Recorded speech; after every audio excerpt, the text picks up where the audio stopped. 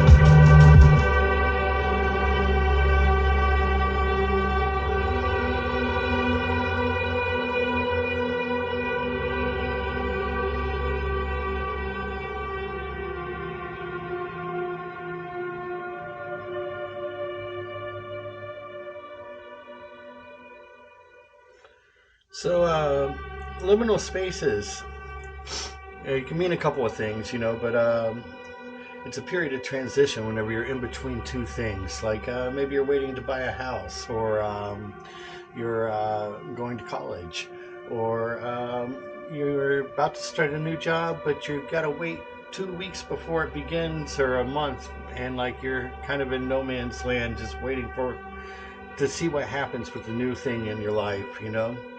Uh, Maybe it's a breakup, or that transition between relationships, um, or it could mean like the Stranger Things, the Upside Down. That would be a liminal space as well. And I kind of wanted to just kind of get a good feel for all of that. And there was a record that Dan turned me on to in the mid 90s. I want to say like about 96 ish, called HOEDh.